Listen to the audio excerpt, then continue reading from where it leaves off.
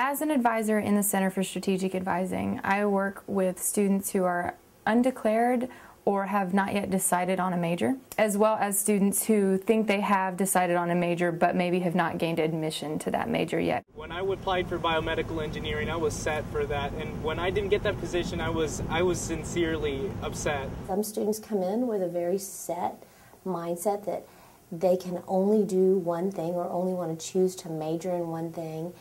And as they begin the process of working with us, it kind of expands their view. It gives them that opportunity to really look at other options and see if, there is something else that could be equally as satisfying to them.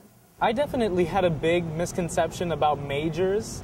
I thought that your major determined what your career would be, but that's not true. It's not so much the major that's going to decide your career, it's what you do with your major. That students shouldn't come into it thinking that there's one right major or there's one perfect major, or even on the flip side that there's a wrong major to choose. What I would suggest for students to do is realize that there's probably 5 or 6 majors on any given campus they would be really happy with, and the goal is to find just one of those 5 or 6, and that's easy to do.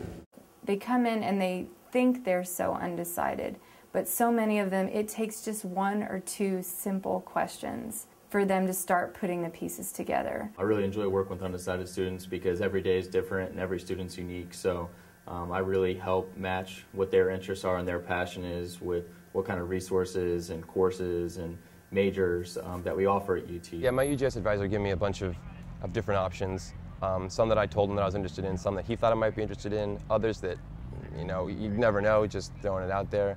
And then from there, it was sort of up to me to decide. So he guided me, and I ultimately made the decision to go where I needed to go.